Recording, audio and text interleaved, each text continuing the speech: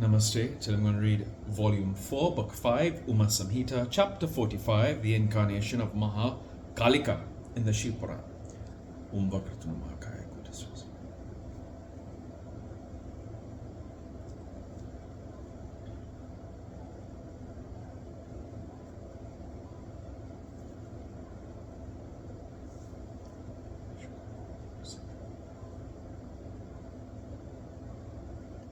Hariom Tatsat. The sages said the beautiful episode of Shiva, with various incidental anecdotes and narratives of various incarnations, is heard. It yields both worldly pleasures and salvation to men. O foremost among those who know Brahman, we wish to hear from you the beautiful story of the mother of the universe, the goddess. The first primordial Shakti of Shiva, the great Brahman who is called Uma, is the great mother of the three worlds. Her two incarnations, Sati and Hemavati, have been heard. O intelligent Sutta, please mention her other incarnations too. Which intelligent man will be reluctant to hear the good attributes of the glorious mother? Wise men never abandon them.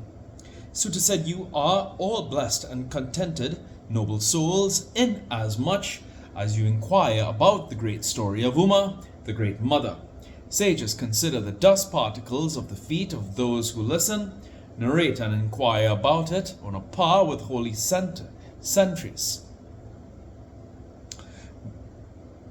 Blessed and contented are they, their parents and their family, whose mind is merged in the goddess, the great knowledge. Those who do not eulogize the goddesses of the gods, the cause of all causes, are deluded by the attributes of Maya. They are unfortunate. There is no doubt in this. Those who do not worship the great goddess, the ocean of the juice of mercy, fall in the blind well in the form of the cruel, worldly existence. Abandoning the goddess and resorting to another deity is as bad as abandoning the Ganga and resorting to water in the desert for the sake of salvation. Which excellent man will abandon her whose very remembrance bestows all the four aims of life without any strain? This same question was put to Medas by the noble Suratha. Please listen, I shall narrate what was mentioned by Midas. Formerly in the Swarochisa Manvantara, there was a king, Virata. Surata, his son, was of great strength and exploit. He was very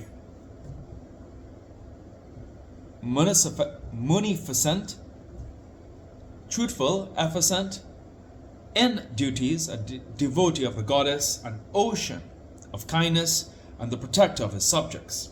While he was thus ruling over the earth with the brilliance of Indra, 9 other kings became desirous of seizing his land. They laid siege to his capital, Kola. The king had a terrible war with them. That king was defeated by his powerful enemies in the war. His kingdom was seized, and he was banished from his city, Kola. The king went to another city of his along with his ministers. There too he was defeated by his enemies, who had a large following. His ministers and officers became inimical to him due to adverse fate. They took away all the wealth from the treasury. The king left his city, pretending to go out for hunting. Alone he got up on a horse and went to the dense forest. Going about here and there, the king saw the hermitage of a great sage. It was shining all round with flower gardens. Everywhere the sound of Vedic hymns was heard. All the animals there were quiet and peaceful. The disciples and the disciples of their disciples moved here and there. O intelligent one, tigers and other ferocious and powerful animals did not harass the animals of less strength in that hermitage, thanks to the power of the leading Brahmin. The king, who was very kind and learned, was welcomed and honored by the leading sage with pleading words. Accommodation and food and food and stayed there. Once the king began to think anxiously, alas, my kingdom has been seized by my haughty enemies. I am unfortunate. My intellect is confounded. I have lost my splendor. The kingdom which had been well guarded by my ancestors is now enjoyed by my enemies.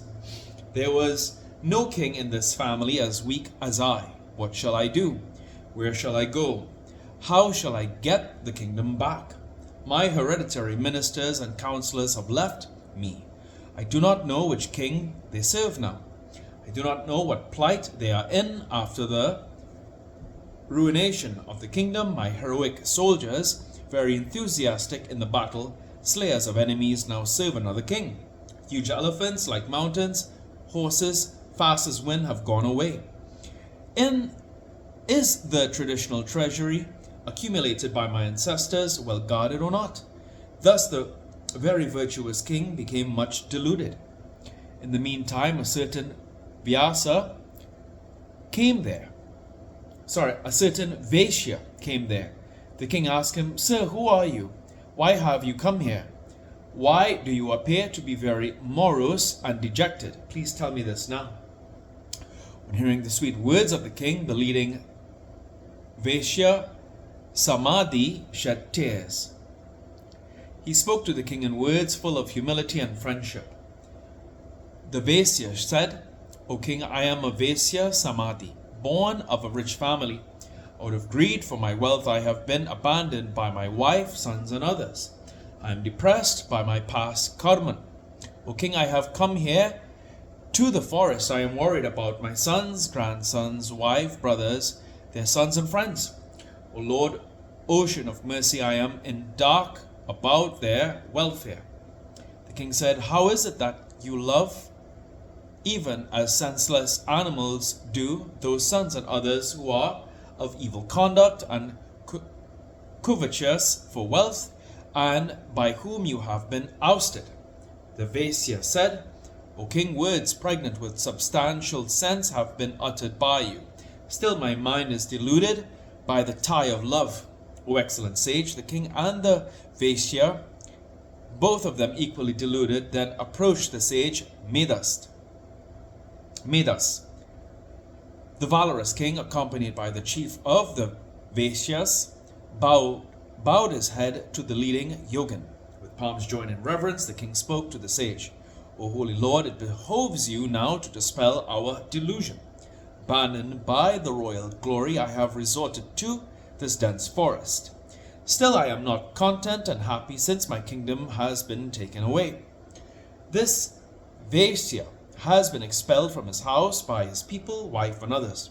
Still his sense of affinity and kingship with them does not go off.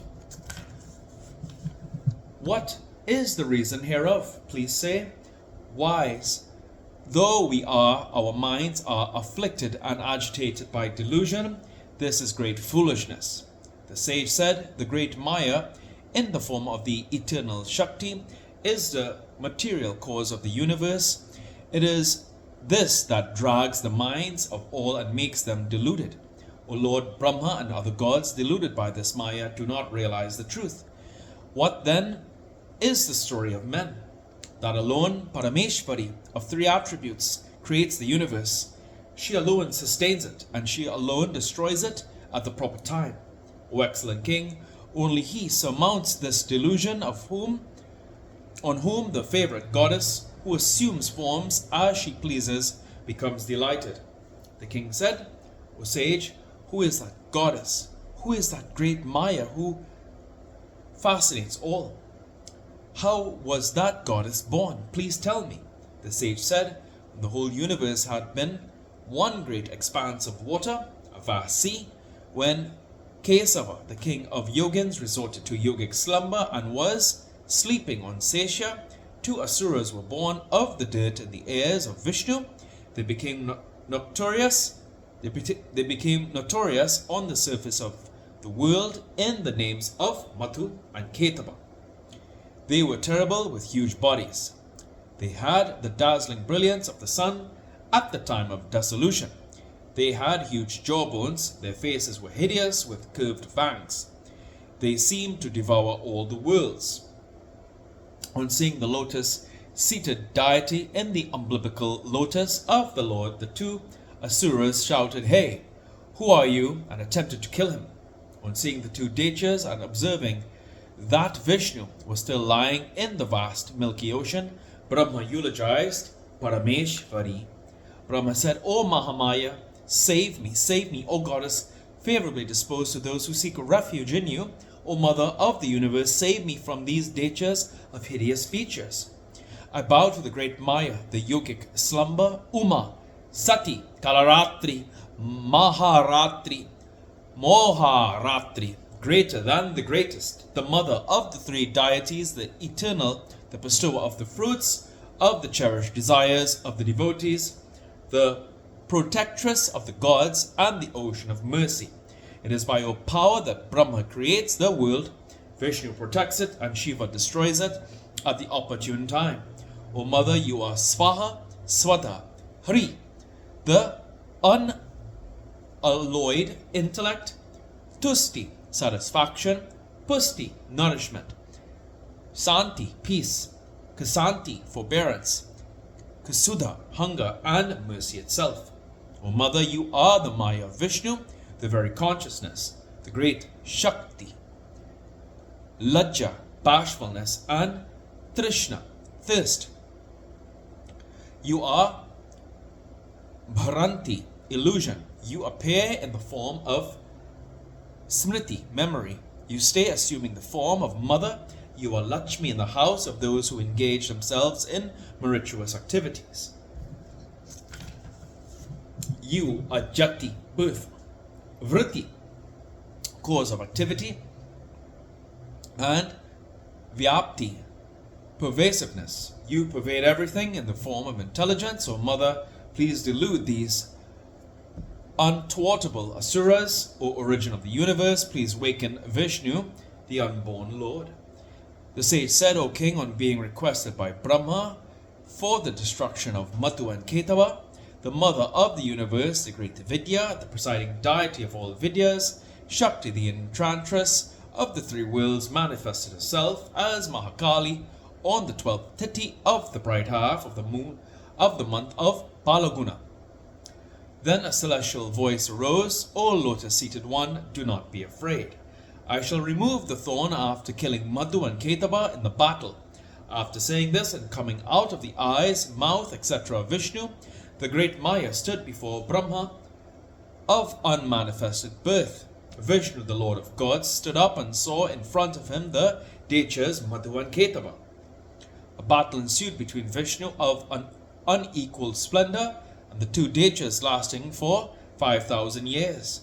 Then there ensued a hand-to-hand fight.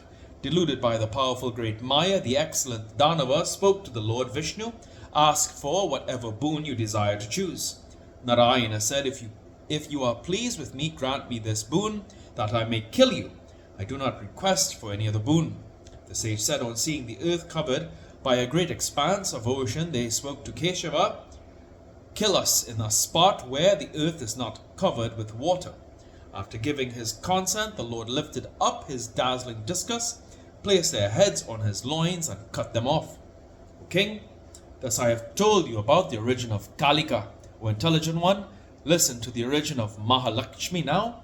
Although free from aberrations and devoid of forms and features, Goddess Uma manifested herself in different yogas for the destruction of the distress of the gods after assuming different forms and features. Thus I have described to you her manifestation in bodily form, whose wish alone manifest as everything efficaciously. Thus she conducts her sports in that way and thereby gives chance to her devotees to describe her attributes. Footnotes.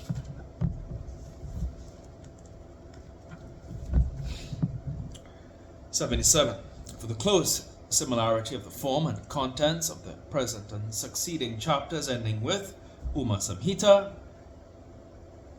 compare Puran, the narrative of Durga. 78 Kola is identical with the modern Kolhapur in the Maharashtra state. 79. Sorry. 266, 321. We find a rock cut image of Ikarnava at Udayagiri, 400 AD. The idea is often repeated in the Puranas. 80. The idea is often repeated in the Puranas. 81. Sprung from the ears of Vishnu while he was asleep at the end of a kalpa, Madhu and Ketaba were about to kill Brahma but were killed by Vishnu. Professor Agarwal, however, offers a symbolical interpretation of Madhu and Ketaba as Rajas and Tamas.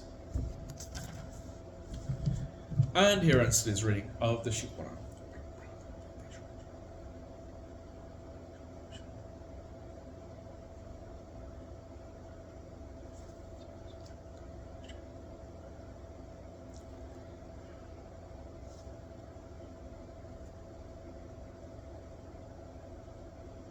Hari Om Tat Sat.